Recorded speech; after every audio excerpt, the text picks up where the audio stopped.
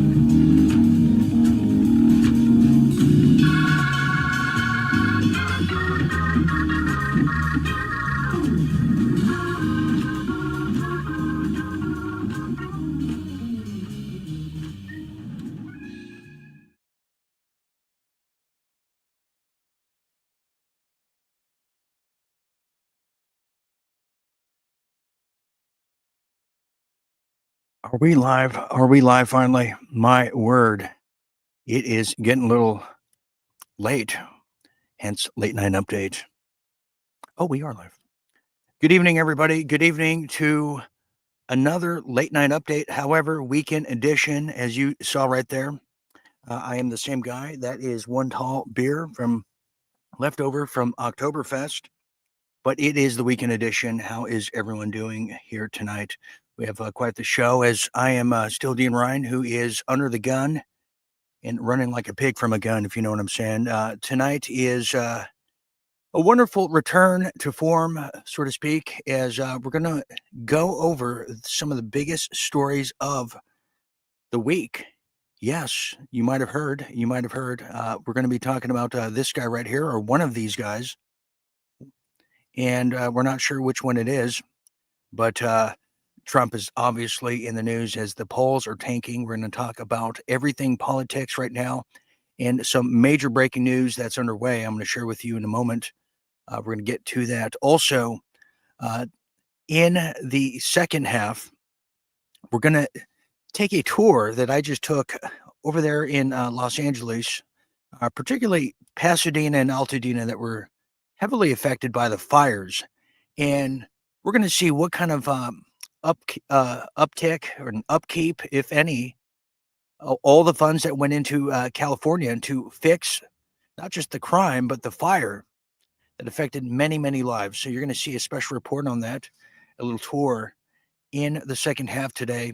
But also, you're going to see a return of the incredible Jim Fetzer, who is here tonight, the Real Deal Media political analyst himself. Yes, I finally found him, ladies and gentlemen. You can put all the dog searches away and all the search parties. We found Jim, and he's going to be joining us here tonight It's going to be a very nice reunion. He told me I've been away for so long, and I'm just glad he remembers me because I don't remember myself sometimes. So we'll be talking to him momentarily, but also major things happening internationally, as you can imagine, which is affecting us domestically. And an arrest warrant has now been issued for Netanyahu. I'm going to tell you by who. That's who. And exactly what's going to take place. And also the war crimes, the Nuremberg, it's all coming around again. I'm telling you, like a bat out of hell, or in this case, a bat out of Tel Aviv. So we'll be getting into that here tonight. So just sit back, relax, enjoy yourselves as we are now broadcasting. Yes, we are. And how about my plants? I've been working at that. Love that plant. We are broadcasting live on TheRealDeanRyan over there on Facebook. Yes, we are. And I'm sweating bullets, just like Netanyahu is right now. Can you imagine that? We're both sweating, but one of us is going to die. Not me. Anyways, we are broadcasting live on TheRealDeanRyan over there on Facebook, as well as The Real Dean Ryan. However, Dean Ryan TV over there on YouTube, The Graveyard, as well as Rumble. Okay, sit back and let's now get started with some of the stories of the past week here and some of the newer stories that are now making breaking news headlines. Let's get to it, as now it is time for the weekend edition of Late Night Update. Well, we can get rid of that plant now. Sometimes you need a little garnish. Well, anyways, here's what's happening. So, yes, as we now get into the real deal headlines, this is now breaking news. Believe it or not, the Senate is now coming out. The United States Senate that apparently worked for us or somebody. We're not sure. It might be just U.S. in name only. Now the Senate, the United States Senate, is now poised to take the first steps to end the 40-day shutdown. Yes, this is just coming out now, literally. We've been in a shutdown for, it feels like many, many weeks, many more days than just 40. Well, in this case, the Senate is now voting on the steps to take, the first steps, to end the government shutdown as of just moments ago, after a group of moderate Democrats agreed to proceed without a guaranteed extension of health care subsidies, angering many in their caucus who wanted to continue the fight. Yeah, that's right. The group of three former governors, New Hampshire Senator Jeanine Shaheen, that's what I mean, as New Hampshire's Senator Maggie Hassan, and Independent Senator Angus King of Maine. Well, those are the moderate Democrats, as they're now being described, that are now open to taking a vote to reopen the country if indeed the Senate is able to pass 3 annual spending bills and extend the rest of the government funding until at least January, when we have to relive this nightmare all over again. Now, it's worth noting that Senate Majority Leader John Thune endorsed the deal Sunday night and called an immediate vote to begin the process of approving it. And he ended by saying, "The time to act is now." Now, you see? And then again in January. So this is a big deal. Now, because of the shutdown, we've seen just a whole host of things happen. We're seeing airports now shut down and close. We're seeing government workers now going home, even if they work at home. A lot of people are getting furloughed, unable to be paid. Definitely the airports, where the FAA is being told to go home.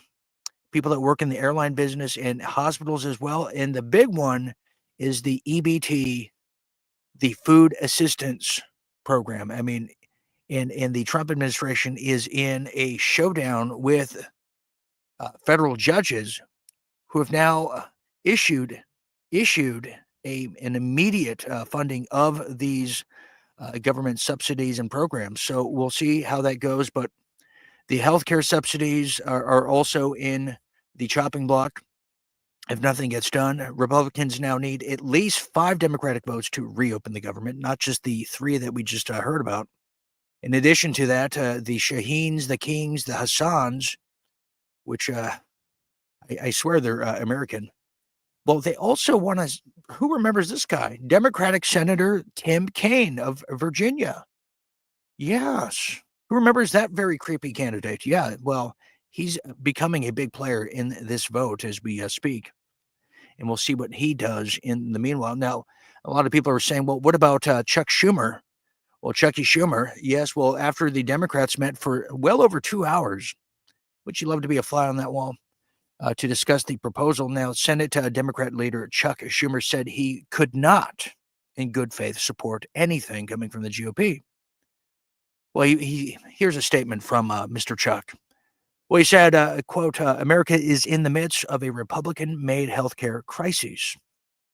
He said Americans would suffer immensely, and that the crisis would only get worse. So they're basing their non-participants in more pain for the American people, where you can make the case that the Trump administration is playing the same kind of game with the American people as far as food assistance is concerned.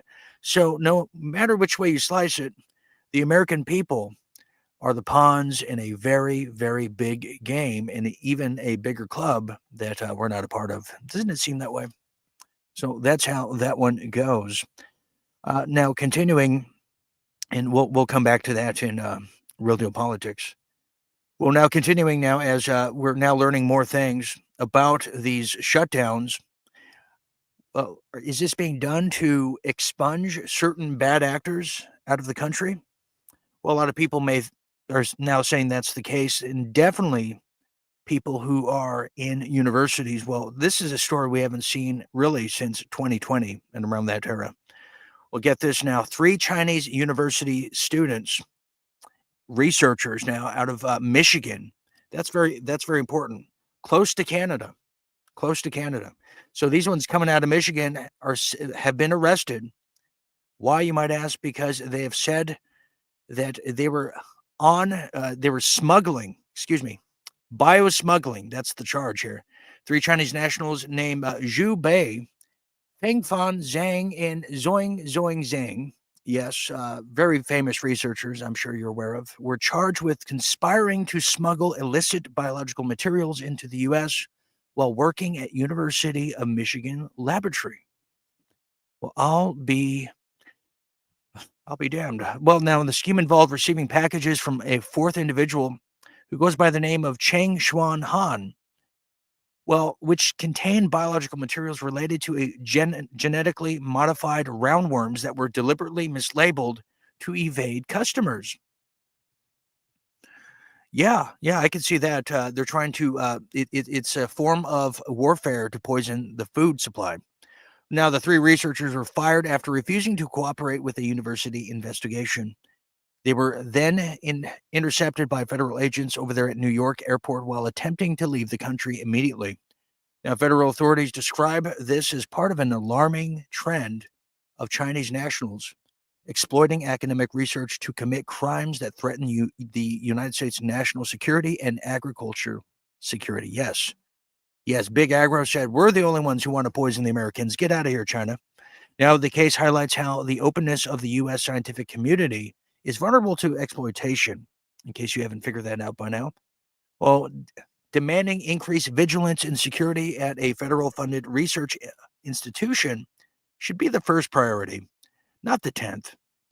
Well, this goes also, just 5 years after the fact. Who remembers Dr. Charles Lieber, who was coming out of the Logan Airport, who was caught with 2 researchers that got, which just so happened to be part of the People's Liberation Army, that had vials and vials of what we were told then was the COVID 1984 juice in the vials. That is something to be said.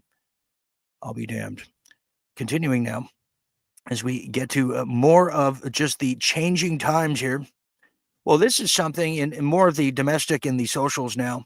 Was a lot of definitions seem to be changing as the institutions seem to be falling.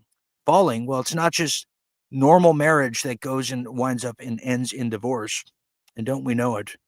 Well, now a decade-old war has now been reignited. You might remember Kim Davis from the big gay marriage debate from 20 years ago. I can't recall, I don't have much recollection of her, but it sounds familiar. Well, now the Supreme Court is now hearing from Miss Davis once again to erase in her I should say her journey, her mission to erase gay marriage nationwide. Wow, this is something. Well, now Kim Davis appeals a $360,000 verdict for refusing to issue marriage licenses to same-sex couples. Now this rings a bell. Well, she is petitioning the U.S. Supreme Court to overturn the 2015 Orbgefell versus Hodges ruling that legalized the same-sex marriage. Now, the case argues her refusal was protected by the First Amendment's guarantee of free exercise of religion. Yeah, we have a First Amendment, I mean, some courts don't recognize that anymore. Isn't that something? Now, the Supreme Court now is considering petition in a private conference now with a decision on whether to hear the case expected soon. That's right. If accepted now, the case could be argued in 2026, presenting a direct challenge to a decade of nationwide marriage equality. Oh, just another headache of a political football season down the road. So that's how that one goes. And do we even see anything movement? Will the Supreme Court even take this? You must have to wonder on your own right. Well, before we get Jim into the fold here, excuse me, before we get Jim into the fold here, there's some other pressing things that I've noticed over time, and a lot of the Trump officials seem to be missing. And here's a little video re-explaining why that is. Check this out, and we'll discuss a bit more after. Multiple senior Trump officials are now moving into military bases. Here's what we know. Multiple senior officials in the Trump administration have relocated to military bases in the Washington, D.C. area amid reported concerns for their personal safety, according to The Atlantic. Top Trump advisor Stephen Miller and his family recently moved into military housing after their neighbors in Arlington, Virginia protested their presence. The Millers have since listed their home for $3.75 million. Homeland Security Secretary Kristi Noem is residing in a government-owned residence in Joint Base Anacostia Bowling, a home typically used by the Coast Guard Commandant. A Department of Homeland Security spokesperson said Noem is, quote, paying fair market rent for the property. Secretary of State Marco Rubio and Defense Secretary Pete Hegseth are both living on Fort McNair's General's Row near Buzzard Point. Rubio reportedly lives there alone, while his family remains in Florida. A Defense Department official said Hegseth pays around $4,655.70 per month for his residence. Army Secretary Daniel P. Driscoll has also moved into military housing at Joint Base Meyer-Henderson Hall, which he shares with Navy Secretary John Feeling. Feeling's Washington home was damaged in a fire earlier this year, according to congressional staff familiar with the matter. National Intelligence Director Tulsi Gabbard had also considered relocating to Fort McNair earlier in the year, though the plan did not move forward due to limited space, The Atlantic reported. While it is not uncommon for some defense and national security officials to reside in military housing, experts say it is unusual for so many senior civilian leaders to do so at the same time.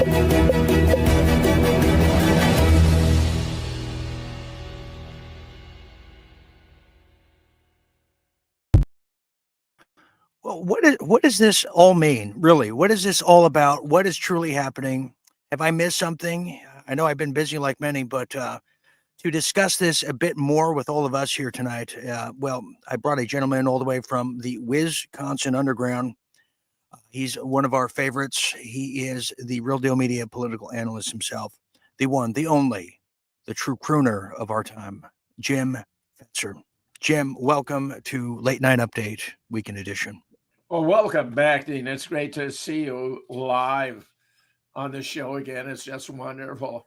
I think this military base thing was due to expected active wartime engagement with Venezuela on the one hand, also possible actual sending Tomahawks to Ukraine. It didn't happen.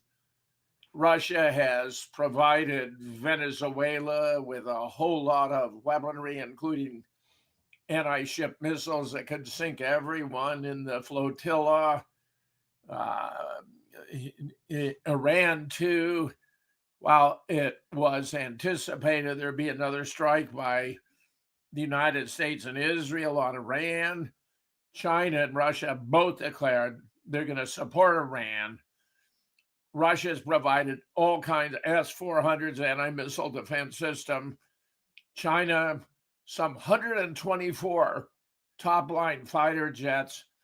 Iran is now prepared And I think finally, Dean, a message has sunk in that Russia is not going to let the U.S. get away with this. If the U.S. is willing to place ballistic missiles on its border, Russia can reciprocate by putting hypersonic in Venezuela and even in Cuba. I think finally the fact that Russia's the militarily superior power on earth today is sinking in at the Pentagon and the White House, I'm glad to say. Interesting. So just to kind of maybe harp on that just a little longer here, regarding Venezuela, because we're told that we're firing on fishing boats, but it's said to the reasoning being is that these fishing boats, possess narcotics. That doesn't seem to be passing the sniff test, Jim. As I've come up with a theory, not even a theory, just the reality. I believe that the reasoning we're starting a war unilaterally with Venezuela. It's a proxy stronghold for China and Russia. Number one. Number two, it is a strategic placement over there in the Caribbean for Russia with the West. And we're doing this ultimately to weaken China, weaken Russia. So then we can be told we can fight another Israeli war with Iran, who's backed by those two superpowers. Do you see that as the case, Jim? Because it's very evident to me at this point. Well, it's not going to play out, Dean. I mean, the U.S. has grossly underestimated Russian military capabilities and overestimated America's current military strength. Russia, China, Iran are now, in my estimation, the dominant force in the world today. And because of BRICS, it's extending to the economy. The world economy is shifting. The dollar is on the verge of collapse. All the signs, in my opinion, indicate that the East is rising and the West is falling. And it can happen with dramatic speed, Dean, under certain circumstances, which even appear to be shaping up today. Well, Jim, it can happen overnight as we've seen things. I mean, the blink of an eye, the whole world could change. But bringing it back to domestics, this government shutdown, it's a tall order to get 5 Democrats to go along with the Republicans. But Jim, I think the American people find the disingenuousness of both parties using the American people as the pawns or as the ransom in this emotional blackmail, because right now the working class who voted for Trump are saying, wait a minute, our food assistance is getting cut by this administration. What is the case for this, Jim? Is this to get the shutdown finished and get a bill done and a deal as well? Dean, the Democrats are conducting a filibuster in the Senate to preserve Obamacare, which ought probably to have never passed in the first place. John Roberts appears to have been induced to support it, even though it appears to have been unconstitutional. And now they're paying the price. You got 42 million Americans who are on the verge of having no food stamps. I can't begin to describe the chaos that could be generated here. So those 3 moderate Democrats you're talking about, if they're joined by a couple of more, and it just might happen, would be acting for the best interests of the country. The party has lost its way. Just to comment one more briefly on Venezuela, taking out those fishing boats, 15 now, on the grounds that they were transporting narcotics, was just a cover story for the planned attack on Venezuela, which was to secure its oil, which is among the very best in the world, in anticipation of Iran shutting down the Straits of Hormuz when the U.S. and Israel attacked. Now, I believe the equation has shifted and that none of the above are in fact going to take place, for which I'm enormously relieved because I have a greater degree of realism in assessing the military strength of the enemy should we go to war with any of these parties. Yeah, it doesn't make sense to me, Jim, as the average person is everybody seems to be in debt, working 2 jobs. They're in debt because they're paying their bills, and none of this makes sense. And meanwhile, we're subsidizing Israel to a huge billions and billions of dollars. In fact, Jim, I want to show you this right here.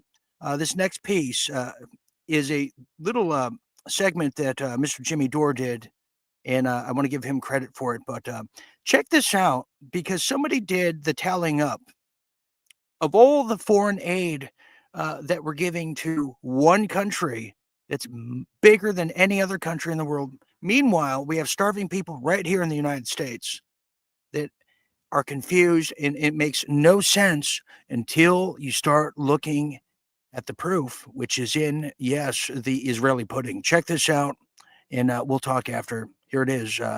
Jimmy Dore, take us away.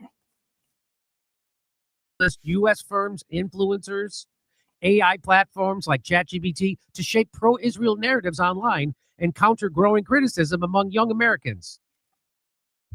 Whoa. And Brian Tashman says America sends billions of taxpayer dollars to Israel so they can in turn spend millions telling Americans to send Israel even more money. And yep. And that's the best part. We're paying for it. Yay! That's the best part. Wow. Here is Gen X girl says Israel lobby siphons U.S. taxpayer money to send to Israel. How much? $3 trillion, 8.3% of our national debt. Additionally, $2.3 billion in state employee pension funds have been used to buy high-risk Israel bonds. Israel anti-boycott laws keep us subservient. So so we're forcing states and counties are using your pension funds to buy junk bonds, Israel's junk bonds, because their economy is so bad that Moody's is going to drop their bond rating to junk. Remember the housing crash, and they made that fun movie about it with Steve Carell and everybody, and they explained about junk bonds? They're doing it again. They're doing it again. For Israel, to you, moron. So let me just stop it there, just to explain what we're seeing here. I want to okay, we'll put this on hold. That Kirk guy, he's something else. But pay attention to the following. So just to explain this, is all of these anti-Semitic speech laws. So if any state or governor says they don't want to pay this junk bond to Israel, and that's considered a boycott, then there's harsh penalties that are issued to this particular state that does it. So in essence, we're giving trillions of dollars all this time, especially since 1973, to Israel this whole time, and nobody has any idea. So this next part, pay attention to all the states that are doing it and how much they're paying. This is wild. $3 trillion, which is 8.3% of the national debt. And again, $2.3 billion in the state and employees' pension funds are all given to this country. This is insane. Okay, let's get to it. This is where, yeah, here it is right here. So let's watch this video. You can keep Kurt up. What is the U.S. taxpayer cost of supporting Israel? $3 trillion. Wait, aren't we missing $2 trillion from a little bit ago? Wait, remember the $2 trillion we couldn't account for right before 9/11, and then that happened again. Okay, here we go. So what do our state representatives do? State employees' pensions used to buy high-risk Israeli bonds. So they're using so state pensions money go to Israel junk bonds. So South Carolina. So these are all the different flows one way. all the money flows that way. Nice. That's the Development Corporation for Israel bonds. Yay. So these are all the different Alabama, Oklahoma, Louisiana, are all the different states sending their money to buy horrible bonds in Israel. They drink your milkshake, you morons. Yeah. So keep voting, keep being part of the thing, keep enlisting, imbeciles. Keep doing it. Keep doing it. So Alabama. Yeah. sends million. $10 million. 20 million. Arizona sends 20 million. Arkansas, 57. Florida, 200 million in Israel bonds. Georgia, 25 million in Israeli bonds. Illinois, 100 million in Israel bonds. Indiana, 100 million. Louisiana, 30 million. Mississippi, 20 million. New York, 267 million. Ohio, 187 million. Oklahoma, 62 million. Pennsylvania, 56 million. South Carolina, 30 million. Texas, $140 million to Israel. County employee pension and used to buy high-risk Israeli bonds. That's county employee pensions. 5 million from Broward County. 76 million from Miami-Dade County. 700 million from Palm Beach County. 33 million from... So this total taxpayer cost of supporting Israel, you ready for this? 1.6 trillion U.S. taxpayers cost for Israel support. Since 1973, hang on, let me back that up. Ben was Okay, I'll end it there. Wow, that's something else, isn't it? Jim, I'll bring you in. We had no idea. This is the first time I've heard it. Jimmy cracked the code with that wonderful smart girl who's on X, and we do apologize for his sidekicks just outrageousness. But Jim, you want to comment on that? This is staggering. One of the most important revelations Jimmy Dore's ever made, because the Israeli take our money and then they use it to extract more from the United States, to buy our politicians, to control our government and get more money from the United States. Remember, Bibi back in 2000 was overheard observing, America is a golden calf. We're going to suck it dry and chop it into parts and leave it as the world's biggest welfare state, because that's what we do with nations we hate. We hate. That's a prime minister 6 or 7 times over of Israel. He regards us as useful idiots. And the American taxpayer is simply a resource to fund genocides and other grotesquely immoral activities by Israel, because it regards itself as the chosen people. Well, since I have you here, we're going to go right into our Real Deal Politics, Jim, on this weekend edition of Late Night Update. Does that make us the unchosen people? Or how do we get chosen? I don't understand how that works. And, I didn't know, too, Jim, in Israel, it is illegal to have interracial marriage.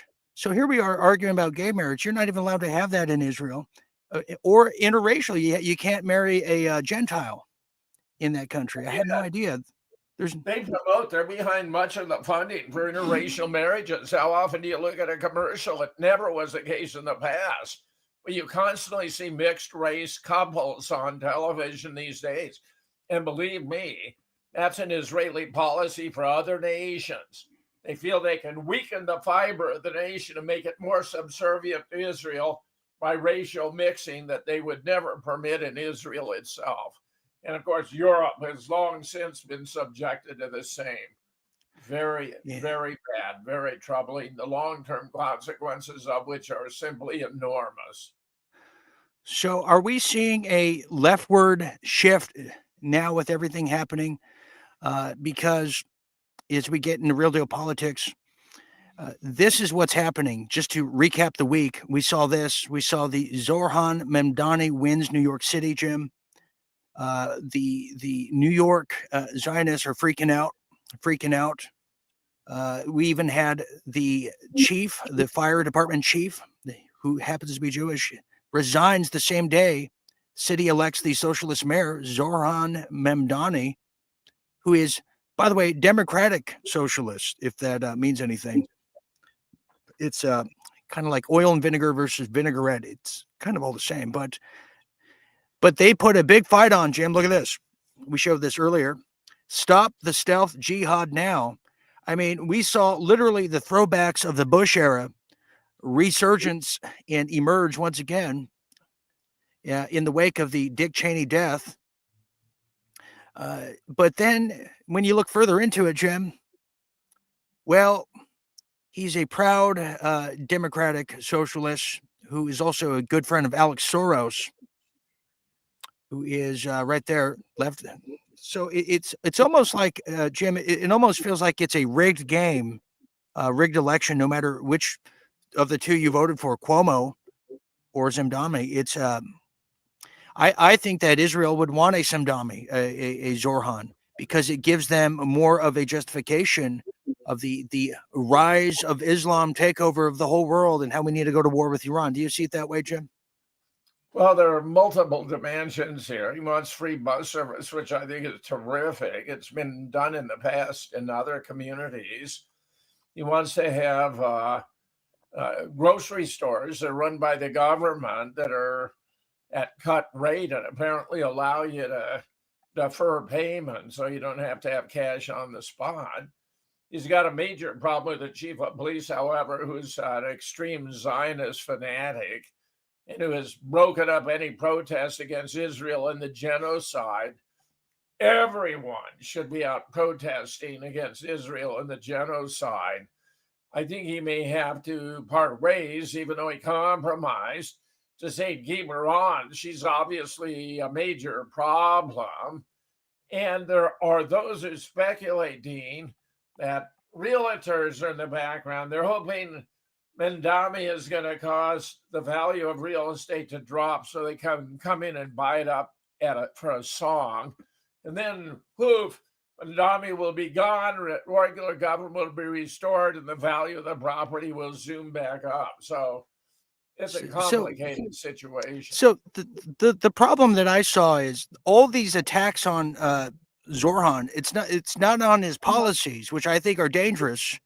You know, the government getting involved in the grocery stores. You know, we saw that in the Soviet Union. That always leads to food rationing and then social crediting score, which is what BlackRock is now announcing that they want to induce on the American people.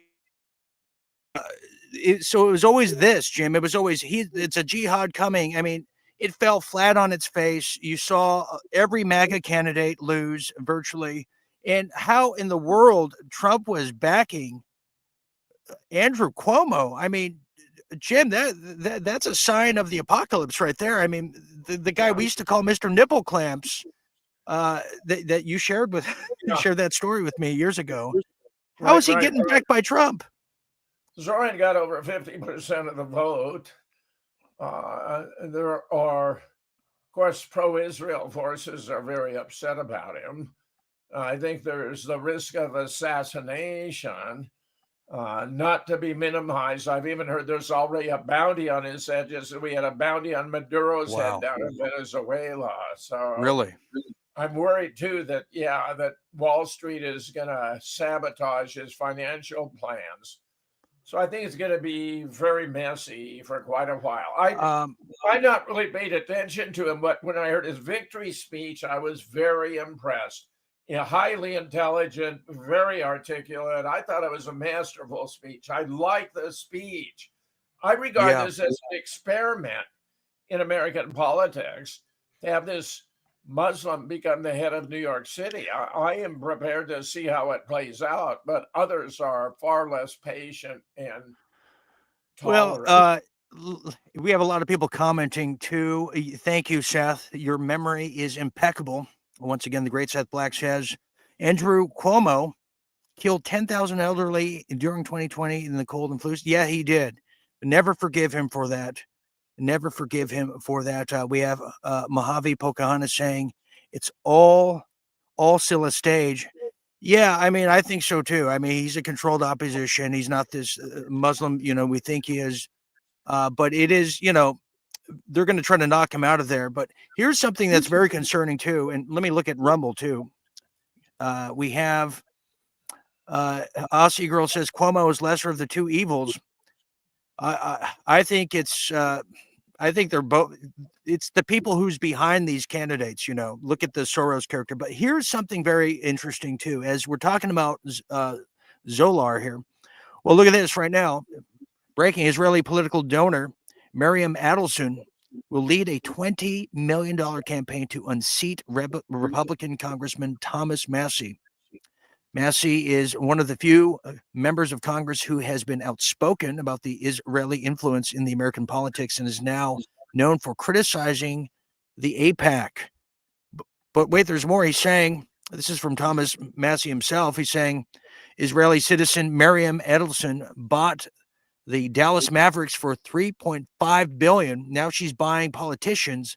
She's spending millions in Kentucky to buy Ed Galern, my primary opponent, a congressional seat in Kentucky. Why? Because I won't vote to send your tax dollars overseas.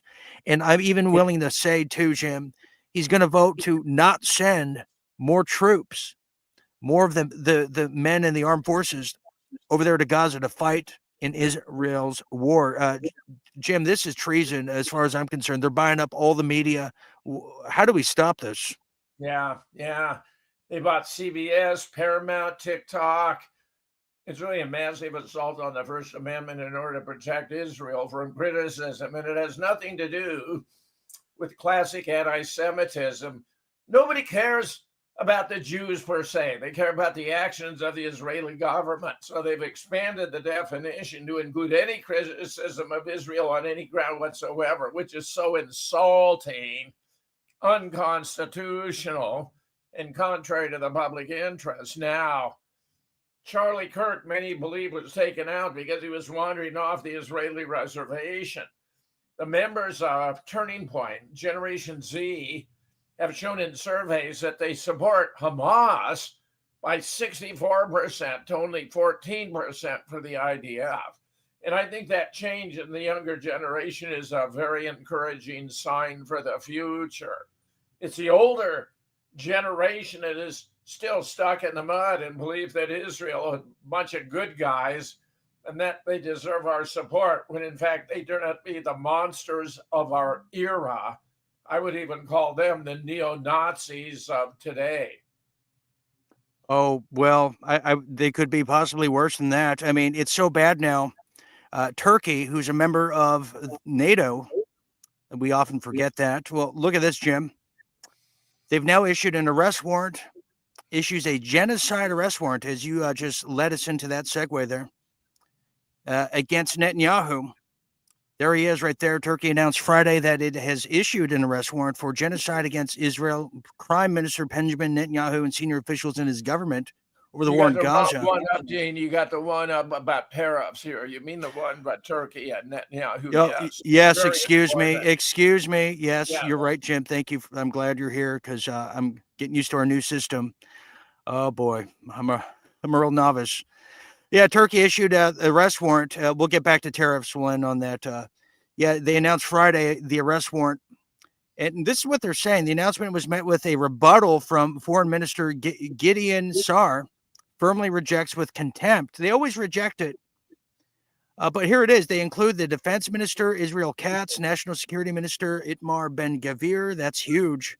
And Army Chief Lieutenant General Eyal Zamir. Turkey has accused officials of genocide and crimes against humanity. So, yeah, there it is right there. And, they're not going to get bombed because they're part of NATO. Thank God. They're probably thinking, because if it was anyone else, they'd be bombed. Could this be the beginning of a domino effect around the world for an arrest warrant for these people, Jim? It's a very positive sign, Dean. Everyone is kind of played both sides, but here, this is a strong statement by Turkey, which I endorse 100%.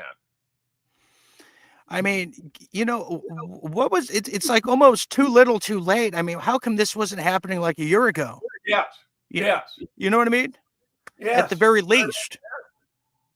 You're absolutely right, Dean. It ought to have happened. But remember, you had the International Criminal Court, the International Court of Justice. You've had the UN. They've all condemned Israel for the commission of genocide. And all the denials in the world won't change the facts. The ICC has yet to do anything.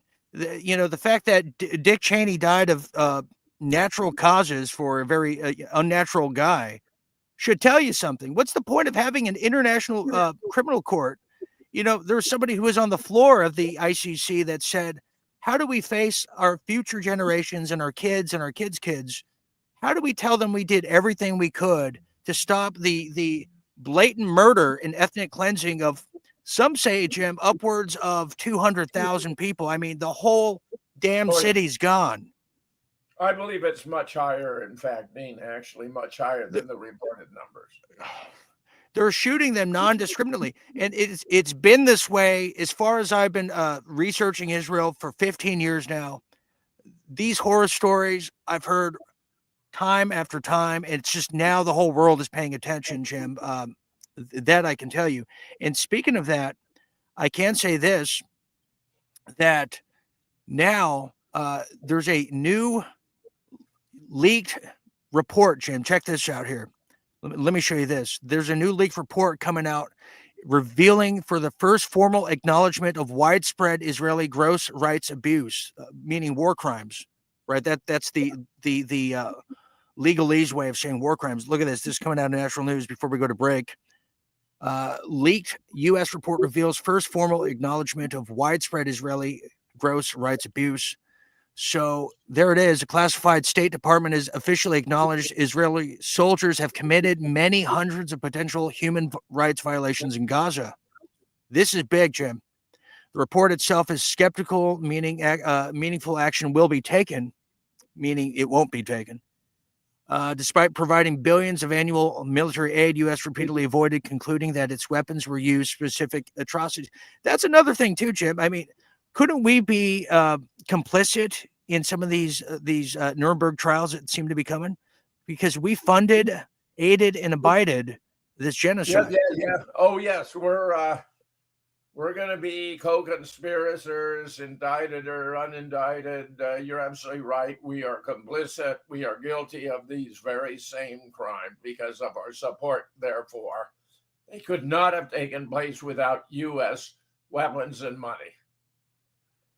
So, and then look at this. The scandal erupted when its top lawyer was arrested for leaking. The Israeli top lawyer of the military there was arrested for leaking a video of soldiers severely abusing Palestinian detainees.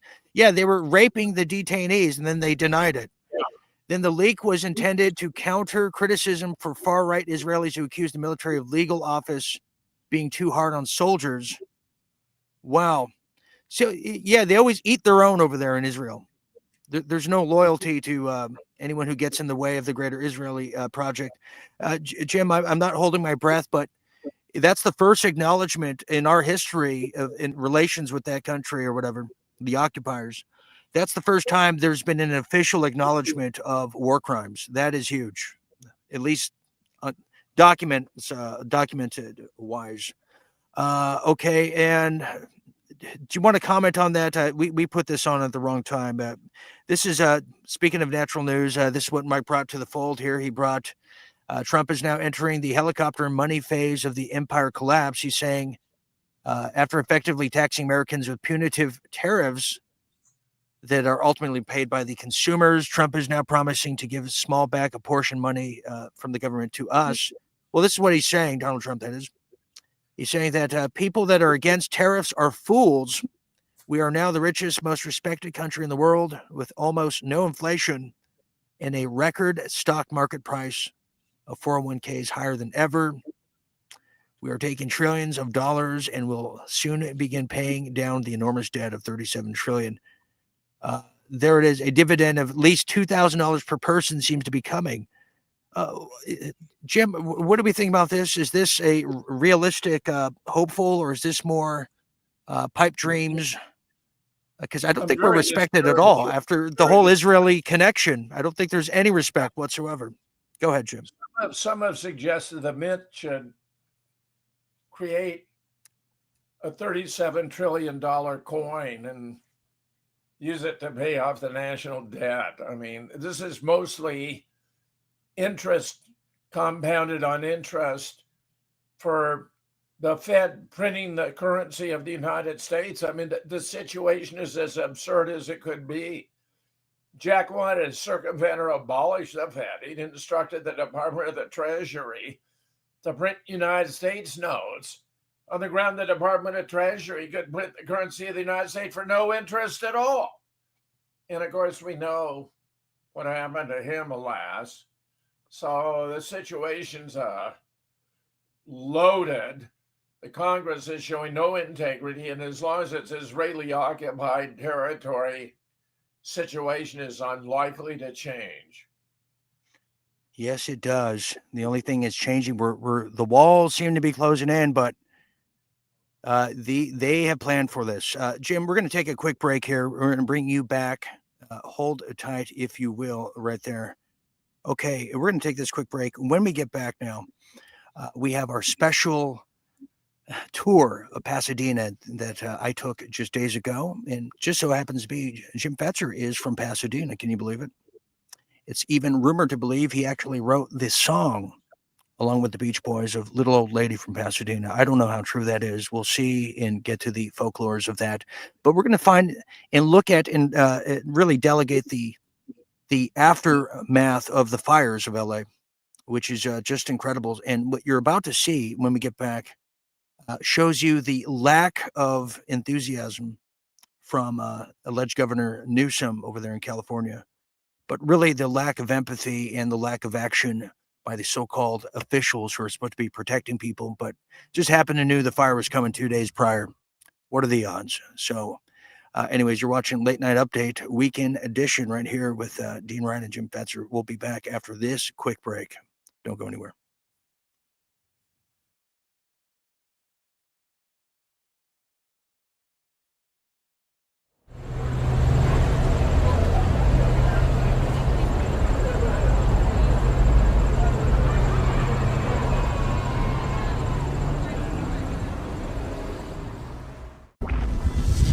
Well, now aliens are now in Mexico.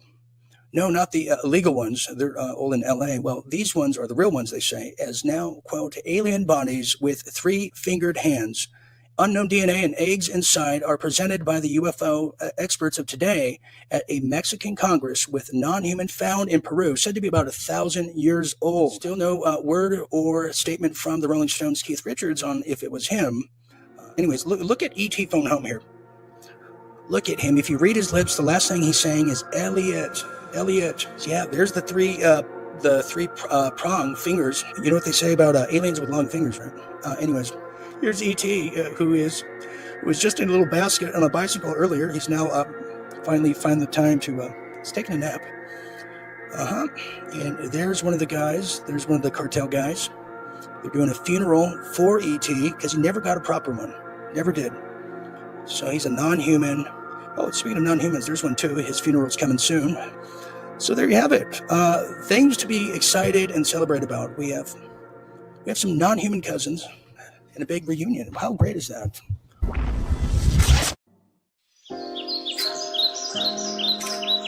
Did you see any surprises in Gaza? Surprises? Yeah. You mean intelligence surprises? Pages, walkie-talkies. Do you know how many treated equipment do we have in these countries? You don't. I do. You mean booby-trapped equipment? Not only booby-trapped. And spying? Manipulated equipment. All right? In which countries are you talking about? All the countries that you can imagine. And not Gaza? Not Gaza. Nothing enough. in Gaza at all. Did you see that? If we had it, I mean, we knew something about them coming. Something, right? Would have sold them everything. Just everything. I mean, you can't imagine the quantity. When I have invented that method, that was in 2002 to 2004. The pager method. The manipulated equipment method. Okay? We have already used it. Manipulated equipment in Second Lebanon War. Some of the elements were speaking to us. How did you use it? Want a glass of water? We can get some brandy. He could tell you, but he didn't. I know have it's to an early morning in London. I mean, I don't think that is the case. But in how did we do general it? terms, I tell you. Wow. That was a Mossad agent right there bragging about how they booby-trapped all of those mobile phones that exploded. Remember that in Iran in the lead up to that most recent bombing? And he takes credit for that. Is that not a war crime? I mean, imagine it just going off indiscriminately. You think you have lo-fi tech. Kid has it. And where do people more often than not put their mobile phones? Right in the kisser, right there. Yeah. The other one. and everybody's genitals were exploding. Now, you see, you're going to hear more of those kind of braggadocious as they're telling the American people the same thing that, oh, by the way, we made the chips in all of your phones and all of your appliances. Just try us. So they've all anticipated this very, very purpose of a moment here of all of us waking up to the nefarious actions of the wicked.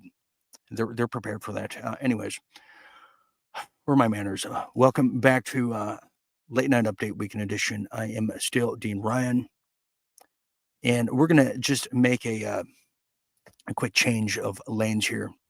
And I think Jim is with me too, as we're going to be getting into now Pasadena.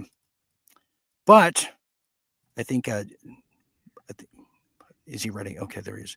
Anyways, we're going to be talking about Pasadena and the LA fires. And a lot of people have been asking me, where's Jim been? A lot of people have said, is he still working with you, Dean? What has he been doing? And Jim, I don't know. What have you been doing? Because I heard you've been in the recording studio lately. Yeah. Well, I've been engaged in a philosophical discussion about evolution and morality on Un's Review with a fellow named Jonas Alexis, which is rather fascinating. It's in three parts. The first two have been published, and the third is about to be published. And of course, I have three different lawsuits going on. I'm still awaiting the result of my 4 appeals in the Dane County Court of Appeals. I filed against Rumble and BitChute for permitting violations of their terms of service. And oddly enough, I've had to sue the chief of police and the Oregon village president for dereliction of duty for not pursuing charges, where I've enumerated massive evidence of the very statutes that are being violated. It's very strange, but I've been busy indeed. I still have 24 hours a week on the internet every single week. But Jim, see, that's for the peanut gallery, what you're talking about. Let's talk about what you really were doing in your double life. As you know, Jim is a crooner. He's a great singer. He's been the most prolific of recording artists I've seen, but he doesn't tell anyone. So luckily we found some of his most classic albums and records that are huge in Japan. In fact, his first hit record right here. He goes by James Fett's Backdoor Lover album, featuring the singles Back Talk and Watch Your Back. Jim, what a great crooner. That was a great album you put together. And I love that hair too. Love what you did with that and those white pants. But it's soon followed by a follow-up. I love this one too. Backdoor Confessions. Jim, you want to speak on something about the back door? But we applaud his efforts for that. Hilarious. Love it. We just love it. So Backdoor Lover. Okay, so when he's not rapping. Anyways, Jim, since as we're sunsetting the show here, I want you to maybe share some of your sentiment and memories of Pasadena. I've always found Pasadena a very special place. I've been going there. I went there for a long time. At a young age for the Tournament of Roses, I participated in producing that wonderful event. Maybe you could share some of what you remember, because you're going to see a very different side of Pasadena now. Well, of course, I was born at Huntington Memorial Hospital in Pasadena. You can see the Rose Bowl from the hospital where I was born. Pasadena has always been just a wonderful, relaxed, very high quality, very civilized city that has, drawn admiration virtually for centuries. I have a grandfather on my mother's side who was actually the mayor of Pasadena, back in 1908. Yeah, they've named a powerhouse after him, the Waterhouse Powerhouse. But it's just a wonderful community. So I was born there. I spent some time in Altadena. I wound up in La Habra for a number of years, then back to South Pasadena, where I went through junior high and high school before heading off for college at Princeton in New Jersey. But Pasadena is just wonderful. I used to deliver the Pasadena Star News in South Pasadena on a bicycle route when I was in high school, Dean. Would you say too, because I know you've been back since that, would you say that the homes there haven't really changed? They still have the original homes of the 40s and 50s, and Altadena was known for their milk farms. That seems to be the case. Were very substantial, large lots, immaculately manicured lawns, broad roadways. I mean, it was really a very impressive, very, what can I say, solid community. Yeah. With just espousing a lot of civil virtues. In the average home price now, everybody, and you'll see it, is anywhere from $4 to $6 million in Pasadena. And you have to differentiate Pasadena and kind of the closer you get to Orange County, a lot of these LA County cities are very different than, downtown LA or Hollywood. Just to let you know, there's more of a quaint feeling, more of an old town feeling, especially old town Pasadena. But anyways, this next little series we put together, I was met up with friend of the show there, Frankie Elliott, as he helped me rebuild the entire system that you're seeing now. But here's a piece we did, and Jim hasn't seen this, but he's in for a real surprise, as this is the aftermath of the LA fires. Here we go.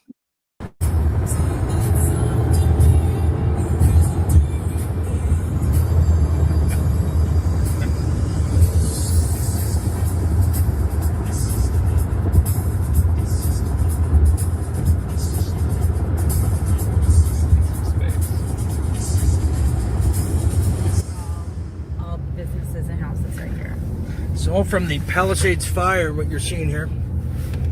That was how many months ago? The Eden fire was January 6th. There you go. They just rebuilt. 10 months. And reopened. Very, very symbolic. Very this whole symbolic. corner's gone here, Dean, on the right. This whole corner.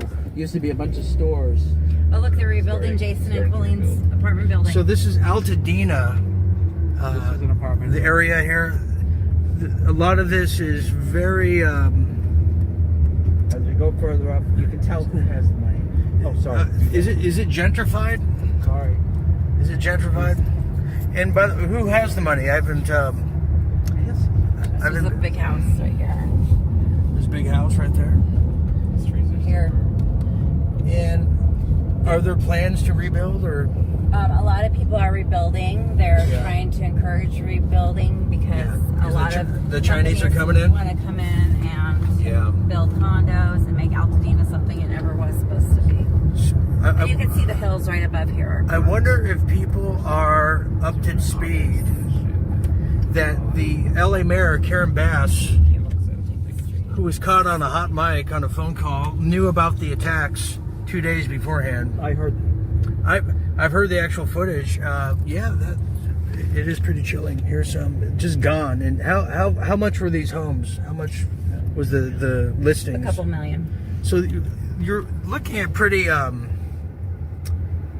small houses, probably some of the original houses of Pasadena. They're a lot of them are generational. So the families before owned them. Yeah. And they've been passed down. So where Jim Fetzer grew up here in the 1950s as a little, young kid. See, for sale. 40s. People just can't afford to. But if you look at the style of these homes, they haven't changed. See, here's one of the CCPs. You're going to see more CCP. Huge. Look at these old trees.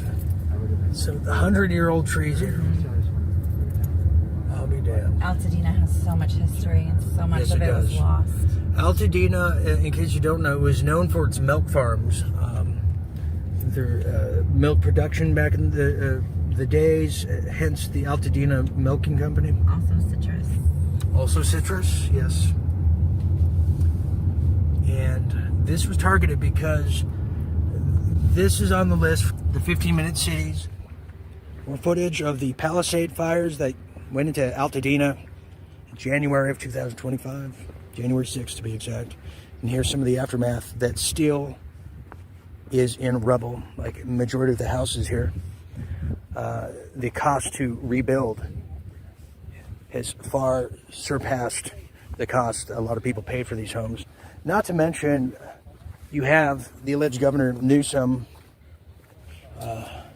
who has literally squandered the charitable funds and donations for a lot of these city firemen, to these city utilities, to people who want to rebuild it, given to his charity, his wife's charity. Money laundering. So there it is. Have a look at this.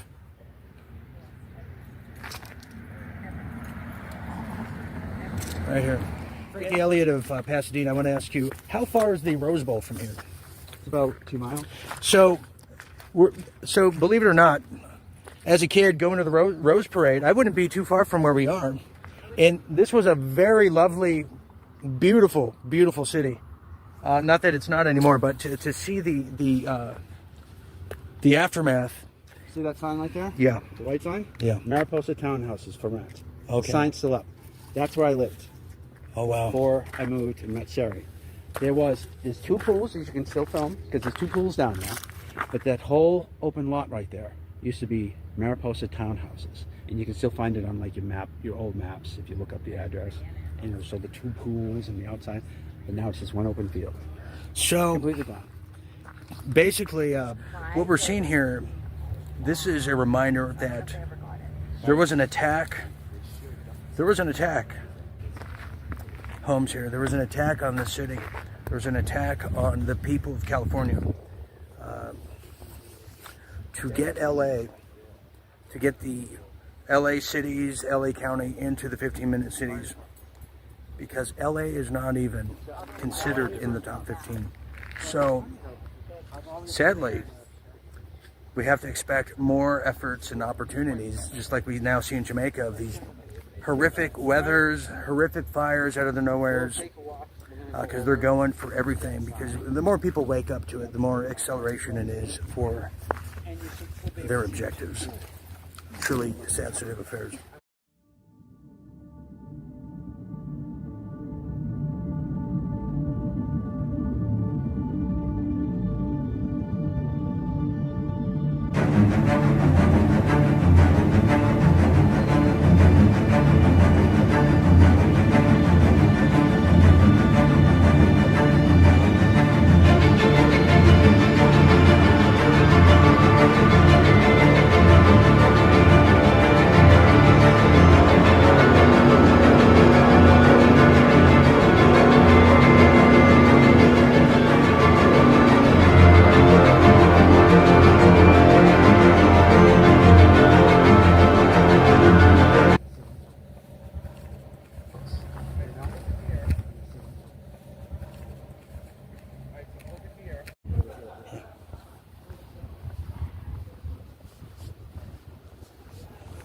There used to be all these stores here, right here. This used to be where we'd go to have coffee, just chill out, hang out, drink coffee. We'll walk over here, and you can still see where the pools were. It's funny how they still have this. A plant growing right here because life finds a way. In the midst of all this, it still found a way.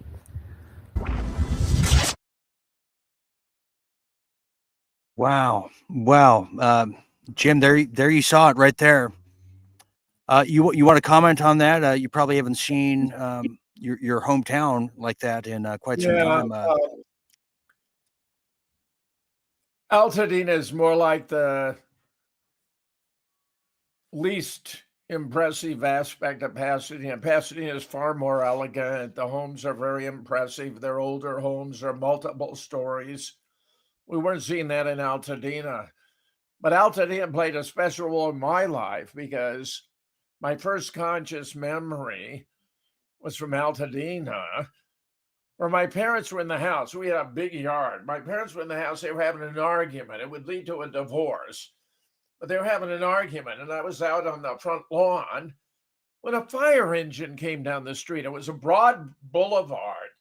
And the fire engine was just so spectacular and distracting from the argument of my parents that it made an indelible impression. And then second of all, My parents are buried in Altadena at Mountain View Cemetery, and I gather even the cemetery was hit by the fire. So, I was out there when the Badgers played in the Rose Bowl in 2000 and went to visit an aunt who was at a hospice at the end of her days and made a special trip over to the cemetery to visit where my mother and father were buried. So, it has Interesting. special meaning. Yeah. Well, condolences. Yeah, it's a big change.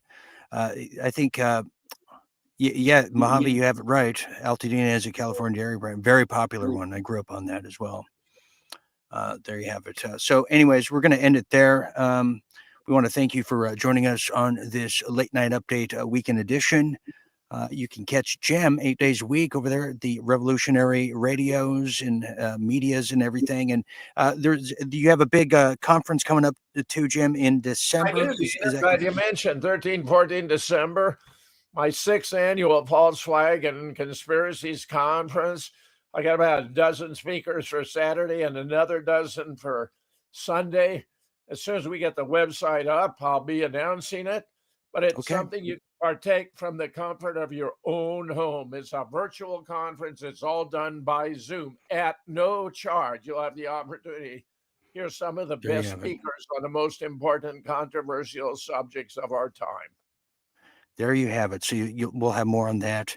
And we thank you very much, Jim Fetzer. Thank you very much. All right, there you have it. Okay, on that note, it has been a real eye-opener to see that. I'll tell you that much. A real eye-opener. But anyways, I will be back with World at War Tuesday. Tomorrow, we have a special report on Tylenol. You're going to see that in your local listings.